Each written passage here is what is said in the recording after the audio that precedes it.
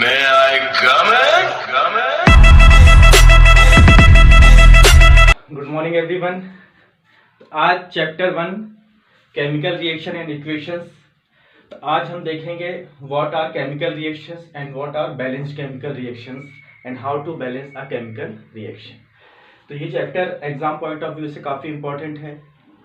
हर साल 2 या 3 questions balancing करने के लिए जरूर आते हैं। तो आज हम देखेंगे केमिकल रिएक्शन को किस प्रकार से बैलेंस करना है।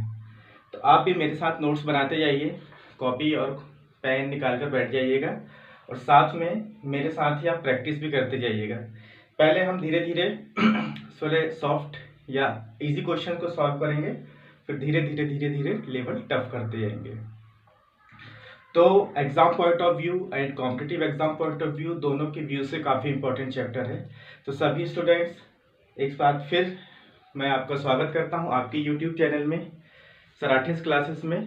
तो चलिए आज स्टार्ट करते हैं today's point chemical equation and balance chemical equation. तो सबसे पहले केमिकल रिएक्शन एंड इक्वेशंस में हमको मालूम होना चाहिए कि व्हाट आर केमिकल इक्वेशंस।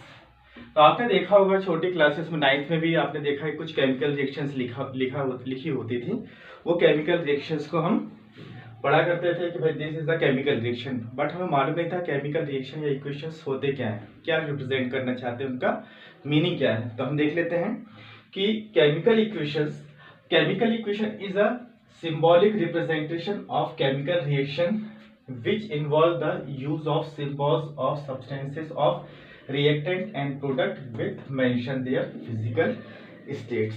तो क्या रिप्रेजेंट करते हैं? ये रिप्रेजेंट करती है सिंबॉलिक रिप्रेजेंटेशन है, सिंबल्स के रूप में। जो केमिकल होते हैं, जो सब्सटेंसेस होते हैं, उनके जो एलिमेंट के सिंबल्स है, जैसे सोडियम का Na है, तो सोडियम को सोडियम ना लिख के सिर्फ हम Na से रिप्रेजेंट करते हैं, वही इक्वेशंस कहलाते हैं केमिकल इक्वेशंस। और साथ में उनकी फिजिकल स्टेट्स को भी मेंशन किया जाता है।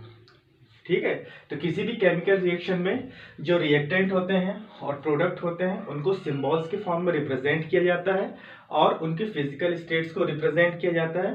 तो ये जो रिप्रेजेंटेशन है यही कहलाता है केमिकल इक्वेशन।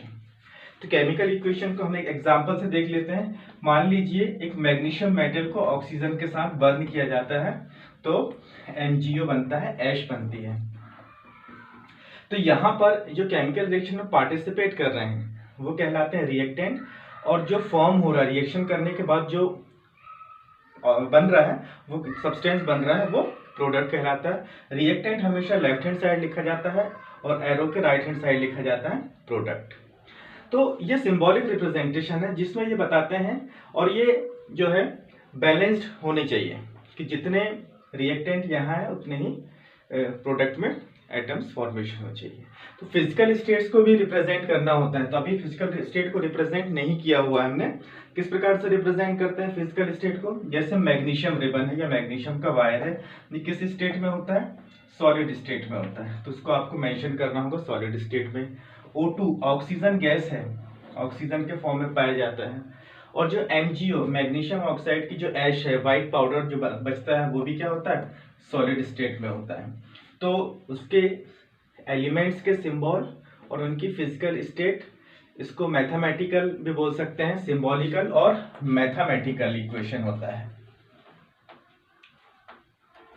ठीक है, मैथमेटिकल रिप्रेजेंटेशन भी कह सकते हैं हम इसको, किसमें हम मेंशन करते हैं कि कितने एटम्स पार्टिसिपेट कर रहे हैं, कितने मॉलिक्यूल्स पार्टिसिपेट कर रहे हैं और कितने सब्सटेंस या मॉलिक्यूल्स फॉर्म हो रहे हैं। तो ये कहलाता है केमिकल इक्वेशन। तो उसको फिजिकल स्टेट्स या तो सॉलिड हो सकती है तो ब्रैकेट के अंदर स्मॉल s के रूप में लिखा जाएगा, या लिक्विड स्टेट हो सकती है L, या गैसियस स्टेट को स्मॉल g, और एक्वस सॉल्यूशन को AQ करके मेंशन किया जाता है उसकी स्टेट को। What is aqueous solution? Aqueous solution किसी भी सब्सटेंस को जब वाटर में डिसॉल्व किया जाता है तो जो सॉल्यूशन बनता है वो aqueous solution of that component कहलाता है। जैसे हम समझ लेते हैं एग्जांपल के लिए, अगर हमने NaCl सोडियम क्लोराइड को पानी में या वाटर में डिसॉल्व कर दिया तो जो सॉल्यूशन बनेगा वो एक्वस सॉल्यूशन ऑफ NaCl कहलाएगा। अगर आप शुगर वाटर में डिसॉल्व करते हैं तो जो आपका स्वीट लिक्विड बनेगा that will called aqueous solution. Aqueous solution किसी भी सब्सटेंस का हो सकता है, बट जो सॉल्वेंट रहेगा जिसमें हम डिजोल्व कर रहे हैं, जो लिक्विड डिजोल्व कर जिसमें डिजोल्व कर रहे हैं वो लिक्विड हमेशा अगर वाटर होता है तो हमारा सॉल्यूशन कहलाएगा एक्वस सॉल्यूशन। तो अब केमिकल इक्वेशंस के बाद देख लेते हैं बैलेंस्ड केमिकल इक्वेशंस। तो what are balanced chemical equations? तो जैसे कि अभी हमने देखा केमिकल इक्वेशन, और इसी केमिकल इक्वेशन को अगर बैलेंस कर दिया जाए, मींस जब उसमें number of atoms of reactant in the number of atoms of element in the reactant and number of atoms of element in the product equal हो जाते हैं, तो डेफिनेटली ये केमिकल रिएक्शन बैलेंस्ड हो जाएगी। जितना वेट इस साइड होगा उतना ही वेट इस साइड हो जाएगा, तो बैलेंस्ड ही हो जाएगी। जैसे किसी भी चीज को हम अगर वेट या तराजू को देखते हैं तो क्या होता है, जितना वेट, जितना राइट हैंड साइड में अगर 1 kg का वेट रखा हुआ है और राइट हैंड साइड में 1 kg का कोई भी सामान रखा होता है तो इक्वल हो जाता है, बैलेंस्ड हो जाता है। सेम यहाँ पर होता है, जितने एटम्स इस साइड हैं उतने ही एटम्स अगर इस साइड बन रहे हैं तो वो केमिकल रिएक्शन क्या हो जाएगी, बैलेंस्ड केमिकल रिएक्शन। तो इसी को डेफिनेशन के रूप में हम देख लेते हैं, what are balanced chemical equations? A chemical equation which contain equal number of atoms of different element in reactant and product on both side of the chemical reaction, the chemical equation is called balanced chemical equation। वो chemical equation जिसमें arrow के दोनों side number of atoms of element in reactant and number of atoms of element in product बराबर हो जाते हैं, वो chemical reaction कहलाती है balanced chemical equation। तो balanced chemical equation किस लॉ पे काम करती है स्टूडेंट्स? तो बैलेंस्ड केमिकल इक्वेशन, BCE लिखा है शॉर्ट में। Balanced chemical equation follows the law of conservation of mass. तो 9th क्लास में हमने पढ़ा हुआ है law of conservation of mass. 9th class का टॉपिक पढ़ा हुआ हमने लॉ ऑफ केमिकल कॉम्बिनेशंस में। Law of conservation of mass says that mass can neither be created not destroyed in a chemical reaction but it can be converted from one form to another form. तो ना तो create किया सकता है, ना तो destroy किया जा सकता है, ना ही आप क्रिएट कर सकते हो ना तो डिस्ट्रॉय कर सकते हो। मतलब रिएक्शन के पहले जितना रिएक्टेंट है, रिएक्शन के पहले जितने एटम्स हैं, रिएक्शन के पहले उनका जितना वेट है, रिएक्शन के पहले जितना उनका मास है, तो प्रोडक्ट जब बन जाएगा तो यहाँ पे भी उतने ही एटम्स होने चाहिए और इनका मास भी उतना ही होना चाहिए जितना कि पहले था। तो weight of the reactant is equal to हो जाएगा वेट ऑफ द प्रोडक्ट, या number of atoms in reactant is equal to हो जाएगा number of atoms in product. तो यही पर लिखा हुआ है कि the total number of atoms of element of reactant will be equal to the total number of atoms of elements of product। जब ये दोनों बराबर हो जाएंगे तो हमारी chemical equation balanced chemical equation कहलाने लगेगी। अब इस बैलेंस्ड केमिकल इक्वेशन को हम एक एग्जांपल से समझते हैं और फिर आगे क्वेश्चंस करेंगे। तो एक एग्जांपल हम देख लेते हैं कि जब कोई भी एसिड और बेस मिलते हैं तो सॉल्ट एंड वाटर की फॉर्मेशन होती है। एसिड हमने ले लिया HCl, बेस ले लिया NaOH। एसिड और बेस स्टूडेंट्स जब भी कभी भी मिलते हैं तो फॉर्मेशन होती है सॉल्ट की। तो यहाँ पर बनेगा sodium chloride salt plus H2O। ये पॉजिटिव, ये नेगेटिव, ये पॉजिटिव नेगेटिव, तो ये जो रिएक्शन होगी ये NaCl की फॉर्मेशन हो जाएगी और H2O की फॉर्मेशन हो जाएगी। तो यहाँ बन जाएगा सॉल्ट प्लस वाटर। ये एक प्रकार की न्यूट्रलाइजेशन रिएक्शन है। क्या ये केमिकल रिएक्शन बैलेंस्ड है? तो हमें चेक करना होगा कि केमिकल रिएक्शन बैलेंस्ड है कि नहीं। कैसे चेक कर सकते हैं? या तो नंबर ऑफ एटम्स से भी रिएक्शन चेक की जा सकती है बैलेंस्ड है कि नहीं, या उनके मॉलिक्यूलर मास से, जैसा कि अभी मैंने आपको बताया था लॉ ऑफ कंजर्वेशन ऑफ मास से आप इसको चेक कर सकते हैं। तो देख लीजिए हाइड्रोजन कितने हैं, 1 and 1 मीन्स टोटल हाइड्रोजन यहाँ कितना होगा 2, 1 प्लस 1। क्लोरीन कितने एटम्स है यहाँ पर, क्लोरीन के 1 एटम है। सोडियम के एटम कितने हैं यहाँ पर, सोडियम के 1 एटम है।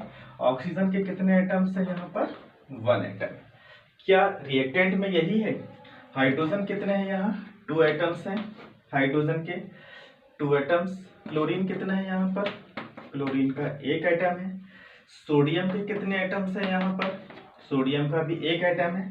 और सबसे आखिर में लिखा हुआ है ऑक्सीजन, तो ऑक्सीजन के कितने एटम है, 1 एटम। तो हम देख रहे हैं यहाँ पर hydrogen 1, hydrogen 1, chlorine 1, chlorine 1, sodium 1, sodium 1, oxygen 1 oxygen में। तो हम देख रहे हैं number of atoms in the reactant of that element and number of atoms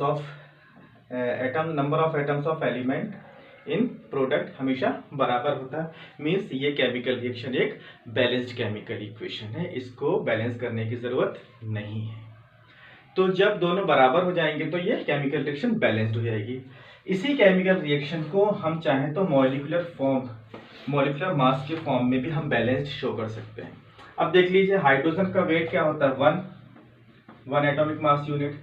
chlorine का वेट कितना होता है?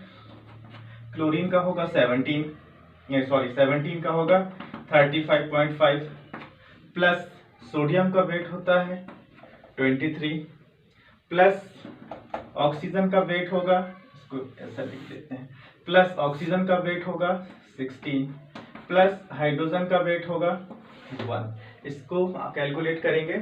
यहाँ पर देख लीजिए सोडियम का वेट 13, क्लोरीन का वेट 35.5, हाइड्रोजन 2 हाइड्रोजन है 1 प्लस ऑक्सीजन का वेट 16। मॉलिक्यूलर मास कैसे निकाला जाता है हम 9th क्लास में देख चुके हैं, सीख चुके हैं। ठीक है, atomic mass, what are atomic mass unit, how to calculate formula mass and molecular mass, उसी मेथड से हम चेक कर पाए। तो यहाँ पर देख लीजिए, यहाँ पर कैलकुलेट कर लीजिए कितना हो जाएगा। ये हो जाएगा 25 plus 16 35.5।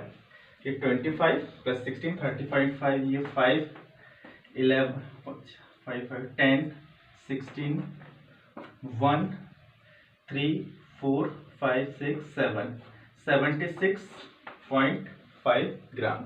We can see in this way 2 and 16 18 means 23 35.5.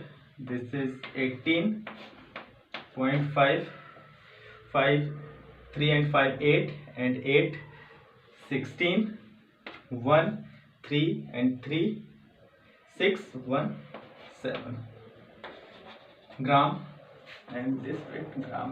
तो you are watching here कि मॉलिक्यूलर मास उसका दोनों का रिएक्टेंट का कंबाइंड मॉलिक्यूलर मास कितना आ रहा है 76.5 और यहाँ प्रोडक्ट का भी जो भी मॉलिक्यूलर मास आ रहा है कंबाइंड टोटल मॉलिक्यूलर मास आ रहा है प्रोडक्ट का कितना 76.5। तो ये दोनों बराबर आ रहे हैं, तो मास ना तो क्रिएट हुआ है ना तो डिस्ट्रॉयड हुआ, दोनों इक्वल ही है। Means a balanced chemical equation follows law of conservation of मास।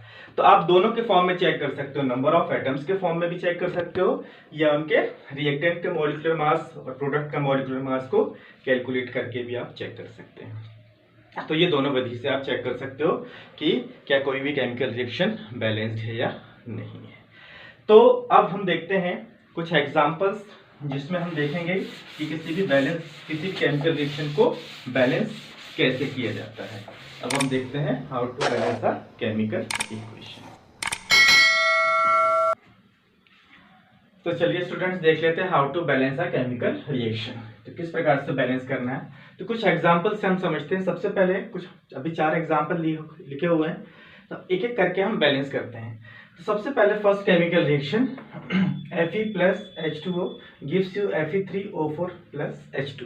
इस केमिकल रिएक्शन को बैलेंस करना है। तो कैसे बैलेंस करना है, सबसे पहले तो आपको वैसे ही समझ में आ जाएगा कि Fe 1 एटम है और यहाँ Fe के 3 एटम्स हैं। तो ये केमिकल रिएक्शन तो बैलेंस्ड नहीं है, तो इसको बैलेंस कैसे किया जाएगा। तो देख लीजिए, सबसे पहले इस प्रकार का एक आपको टेबल बनाना है या बॉक्स बनाना है जिसमें हमको सबसे पहले मेंशन करना है उनके एलिमेंट्स कि कौन कौन से एलिमेंट्स प्रेजेंट हैं, जैसे Fe का, हाइड्रोजन का, ऑक्सीजन का, फिर number of atoms of reactant, हर एक एलिमेंट के कितने एटम्स प्रेजेंट हैं उनका नंबर्स और नंबर ऑफ एटम्स प्रोडक्ट जो कि राइट हैंड साइड में लिखा जाता है, रिएक्टेंट हमेशा लेफ्ट हैंड साइड में लिखा जाता है। तो देख लेते हैं सबसे पहले एलिमेंट कौन सा है फर्स्ट केमिकल रिएक्शन में। Fe एलिमेंट प्रेजेंट है राइट हैंड साइड में, लेफ्ट हैंड साइड में। फिर यहाँ पर इसमें देखो, यहाँ पर हाइड्रोजन प्रेजेंट है, फिर यहाँ पर प्रेजेंट है ऑक्सीजन। तो ये 3 एलिमेंट यहाँ पर प्रेजेंट है। अब देखते चाहिए number of atoms in the reactant. Reactant में हाइड्रोजन कितना है, रिएक्टेंट में Fe1 है, हाइड्रोजन कितना है 2, ऑक्सीजन कितना है 1। अब प्रोडक्ट में देख लीजिए Fe कितना है 3, हाइड्रोजन कितने हैं, यहाँ पर भी 2 है, ऑक्सीजन कितने हैं, यहाँ पर 4 ऑक्सीजन है। तो अब इस केमिकल रिएक्शन को बैलेंस करना है। तो जैसे कि देखने से समझ में आ रहा है कि हाइड्रोजन तो बैलेंस्ड है, बट यहाँ पर बैलेंस क्या नहीं है, ना ही Fe भी बैलेंस नहीं है और ऑक्सीजन भी बैलेंस नहीं। आप किसी से भी बैलेंसिंग स्टार्ट कर सकते हैं। जनरली हम बैलेंसिंग स्टार्ट करेंगे मेटल्स से। तो मेटल्स को बैलेंस करने के लिए यहाँ 3 एटम्स हैं Fe के, यहाँ एक ही एटम है। तो अगर हम इसमें 3 का मल्टीप्लाई कर देते हैं तो Fe भी 3 हो जाएंगे और जिससे ये बैलेंस्ड हो जाएगा। तो इसमें Fe में हम 3 का मल्टीप्लाई कर देते हैं, तो 3 का मल्टीप्लाई करने से ये बैलेंस हो गया। अब Fe भी बैलेंस हो गया, हाइड्रोजन भी बैलेंस है। और अब देखते हैं ऑक्सीजन। ऑक्सीजन में यहाँ 4 एटम्स प्रेजेंट है, यहाँ पर सिर्फ एक ही एटम ऑक्सीजन का प्रेजेंट है। तो अगर हम इसमें 4 का मल्टीप्लाई कर देते हैं तो ये कितना हो जाएगा, 4, जो कि ये बैलेंस हो जाएगा। तो रिएक्टेंट में 4 का मल्टीप्लाई कर दीजिए ऑक्सीजन में, तो रिएक्टेंट में हम 4 में का मल्टीप्लाई कर देते हैं ऑक्सीजन में, जिससे, लेकिन इसमें बैलेंस 4 तो बैलेंस, ऑक्सीजन तो बैलेंस हो गया 4 से मल्टीप्लाई करने से, बट हाइड्रोजन में भी 2 का मल्टीप्लाई हो गया। तो हम इस 2 में भी 4 का मल्टीप्लाई करना पड़ेगा। तो 4, क्योंकि हाइड्रोजन कितना होगा, 4 2 8। अच्छा, ये जो डिजिट है इस पर मल्टीप्लाई होती है, इसको याद रखिएगा। और चेंज आपको कहाँ, न्यूमेरिक वैल्यू सिर्फ यही पुट करनी है बैलेंसिंग में, यहाँ आप चेंज नहीं करेंगे। ये तो मॉलिक्यूलर फार्मूला बनाते हैं वैलेंसीज से, तो ये यहाँ पर चेंज नहीं होगा। बैलेंस करने समय आपको सिर्फ नंबर्स यहाँ लिखने होंगे, वह आगे मोल्स चेंज करना है, molecule number of molecules change करना, ये यहाँ पर चेंज नहीं करेंगे। तो यहाँ पर हम देख रहे हैं कि 3, यहाँ 8 हो गया। अब 8 हो गया, बट यहाँ तो 2 है, तो हमें इसमें 4 का मल्टीप्लाई करना पड़ेगा, तब बैलेंस्ड होगा। तो प्रोडक्ट वाले हाइड्रोजन में हम 4 का मल्टीप्लाई कर देते हैं, जिससे ये हो जाएगा। अब Fe भी बैलेंस है, हाइड्रोजन भी बैलेंस है और ऑक्सीजन भी बैलेंस है। तो now this is a balanced chemical equation. अब सेकेंड एग्जाम्पल से हम देख लेते हैं, सेकेंड एग्जाम्पल किस प्रकार से है और इसमें किस प्रकार से बैलेंसिंग करनी है। तो सबसे सिंपलेस्ट एग्जाम्पल अभी हमने देखा, एक सिंपल एग्जाम्पल और देख लेते हैं। तो यहाँ पर एलिमेंट कौन कौन से हैं, कार्बन है, हाइड्रोजन है और ऑक्सीजन है। कौन कौन से हैं एलिमेंट रिएक्टेंट में, कार्बन कितने हैं 1, हाइड्रोजन कितने हैं 4, ऑक्सीजन कितने हैं 2। यहाँ पर कार्बन कितने हैं 1, हाइड्रोजन कितने हैं 2 और ऑक्सीजन कितने हैं 2 यहाँ है और 1 यहाँ है, तो इसको प्लस करके ही लिखना है।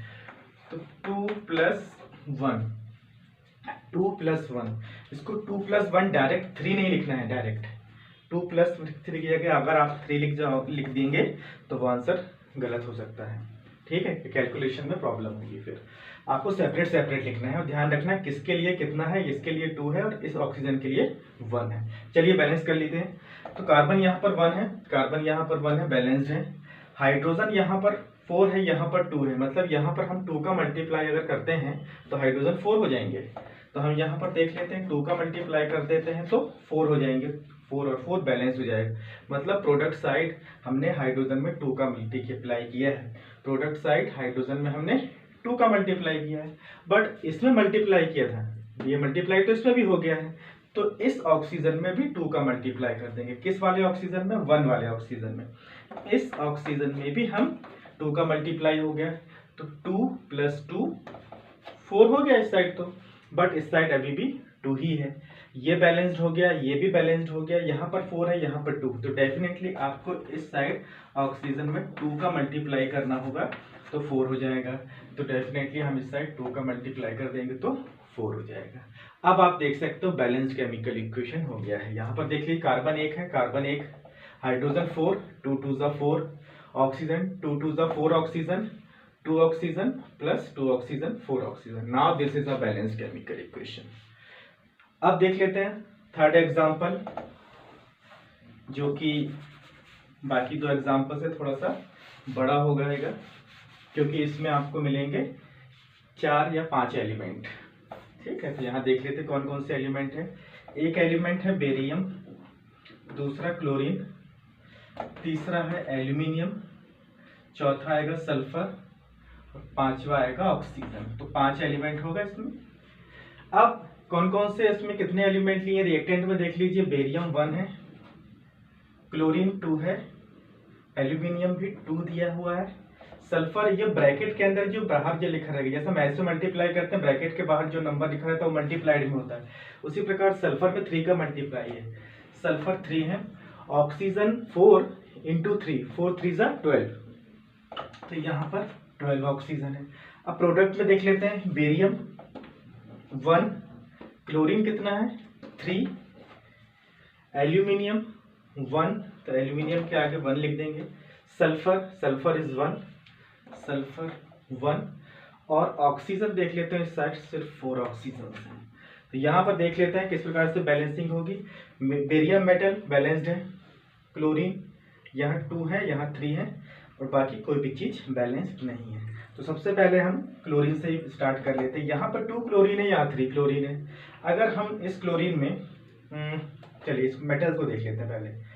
अगर हम यहाँ पर एल्यूमिनियम 2 है और यहाँ पर 1 एल्यूमिनियम है, तो इसमें सिर्फ हमको दो अगर ये करते हैं तो हमें इसमें 3 का मल्टीप्लाई करना पड़ेगा, यहाँ 2 का मल्टीप्लाई करना पड़ेगा, दोनों साइड लेकर चलना पड़ेगा। तो पहले उसको बैलेंस कर लेते हैं जो इजी से बैलेंस हो जाएगा।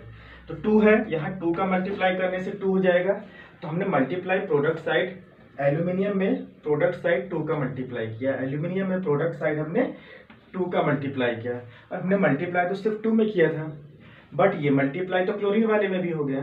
तो क्लोरीन कहाँ है, क्लोरीन 3 है, इस क्लोरीन में प्रोडक्ट वाले क्लोरीन में 3 का मल्टीप्लाई हो गया।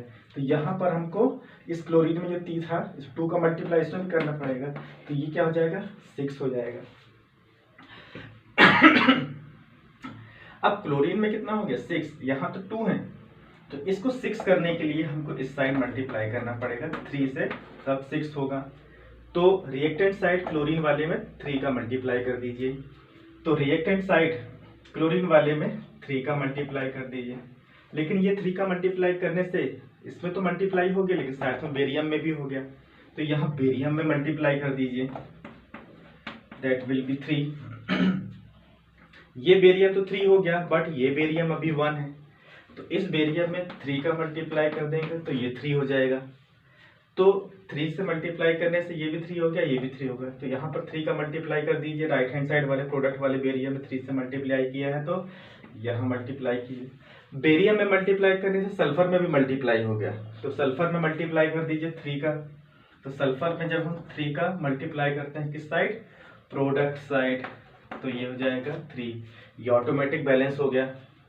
अब इसमें मल्टीप्लाई होना, ऑक्सीजन में भी मल्टीप्लाई है, ऑक्सीजन पहले 4 थे, लेकिन इसमें मल्टीप्लाई करने से ये 3 का मल्टीप्लाई ऑटोमेटिक 4 में भी हो गया, तो इसको कर देंगे 3 2 12, तो ये है 3 3 6 6 2 2 3 3 12 12 बैलेंस केमिकल रिएक्शन। अब हम देख रहे हैं कि पूरी केमिकल रिएक्शन बैलेंस्ड हो चुकी है। अब आप देख लीजिए बेरियम 3 है, क्लोरीन 3 2 6, 2 3 6, एल्यूमिनियम 2, सल्फर 3 S3 है, सल्फर 3 है, 4 3 12 and 3 4 12। Now this is a balance chemical equation. इस प्रकार तीनों एग्जांपल आपको आई थिंक समझ में आ गए होंगे। नोट्स बनाते चले, साथ में प्रैक्टिस करते रहिए। एनसीईआरटी में काफी क्वेश्चंस लिखे हुए हैं प्रैक्टिस के लिए। अब हम देखते हैं लास्ट क्वेश्चन जो काफी हेल्प करेगा आपकी बैलेंसिंग में। सोडियम हाइड्रोक्साइड और H2SO4 Na2SO4, यहाँ पर सबसे पहले वही मेथड, एलिमेंट कौन कौन से लिखे हैं। सबसे पहला हमारा एलिमेंट है सोडियम, फिर है ऑक्सीजन, फिर है हाइड्रोजन। और हाइड्रोजन ऑलरेडी मेंशन हो चुका है, सल्फर मेंशन नहीं हुआ है, ऑक्सीजन भी ऑलरेडी मेंशन हो गया है। तो दोनों में ही देखना है कि जो प्रेजेंट हो उनके लिखते आइएगा, अगर डबल हो रहे हैं तो नहीं लिखेंगे। सोडियम कितना है यहाँ पर 1, ऑक्सीजन 1 और +4 +5 नहीं लिखेंगे, अलग अलग ही लिखना है। यहाँ 1 ऑक्सीजन है, यहाँ 4 ऑक्सीजन है, 1 + 4। हाइड्रोजन 1 + 2, 1 + 2। सल्फर 16 होता है, सल्फर 1 है यहाँ पर 1। अब यहाँ देख लीजिए सोडियम यहाँ कितने हैं 2, सल्फर कितने हैं यहाँ पर, सल्फर 1, ऑक्सीजन कितने हैं 4 + 1, तो यहाँ पर 4 + 1। हाइड्रोजन कितने 2, हाइड्रोजन है यहाँ पर, तो हाइड्रोजन कितने होगा यहाँ 2। अब देखते हैं बैलेंस करते हैं। सोडियम 1 है, यहाँ 2 है, हाइड्रोजन ऑक्सीजन बैलेंस्ड है, हाइड्रोजन, यहाँ 3 है, यहाँ 2 है, सल्फर बैलेंस है। तो सबसे पहले मेटल से स्टार्ट करना होता है। तो यहाँ पर 2 मेटल्स है, यहाँ पर 1 है, तो यहाँ पर 2 का मल्टीप्लाई कर दीजिए रिएक्टेंट वाले सोडियम में, तो ये हो जाएगा 2। तो जैसे ही हम इसमें रिएक्टेंट वाले में मल्टीप्लाई किया तो तुरंत देखना है जो हम मल्टीप्लाई कर रहे हैं वो क्या अकेला तो नहीं है। अगर अकेला है तो ठीक है, और जैसे ही अकेला नहीं है तो तुरंत उसको यहाँ सुधारना है कि उसमें भी मल्टीप्लाई हो चुका है। ये बहुत ध्यान रखिएगा। तो सोडियम हो गया, सोडियम में 2 का मल्टीप्लाई किया था, that is okay. But oxygen, एक वाले ऑक्सीजन में भी 2 का मल्टीप्लाई हो गया, तो ये एक वाले ऑक्सीजन, ठीक है, इसमें भी किसका मल्टीप्लाई, +4 लिख देता हूँ फिर से ऐसा। तो एक वाले ऑक्सीजन में किसका मल्टीप्लाई हो गया, 2 का, एक वाले ऑक्सीजन में 2 का मल्टीप्लाई हो गया, ओके।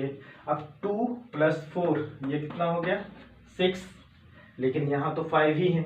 चलिए, उसके मल्टीप्लाई होने के बाद हाइड्रोजन वाले में भी तो 2 का मल्टीप्लाई हो गया। जो 1 वाला हाइड्रोजन है इसमें भी 2 का मल्टीप्लाई हो गया, तो 1 वाला हाइड्रोजन में भी 2 का मल्टीप्लाई हो गया, ठीक है, 2 का मल्टीप्लाई हो गया, और ये तो ऑलरेडी था, तो ये हो गया 4, ठीक है। तो ये 4 हो जाने से 4 हो गए। अब ये 2 हो गया बैलेंस्ड, यहाँ 6 है, यहाँ 5 है।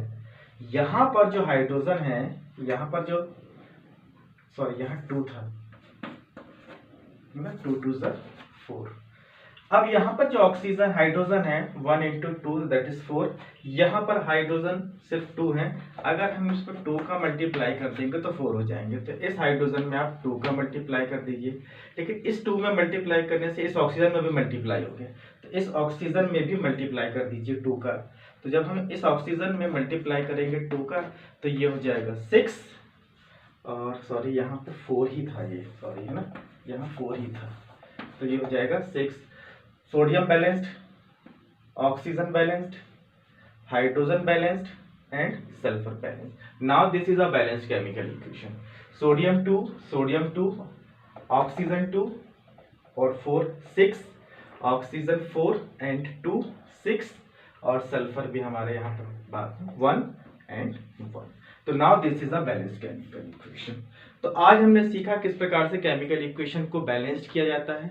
एनसीईआरटी में बहुत सारे एग्जांपल्स दिए हुए हैं, बहुत सारे क्वेश्चंस दिए हैं। एक्सरसाइज सॉल्व कीजिएगा, प्रैक्टिस कीजिएगा, और अगर कोई प्रॉब्लम है तो मुझे कमेंट करें, फिर हम उसमें और क्वेश्चंस प्रैक्टिस करेंगे।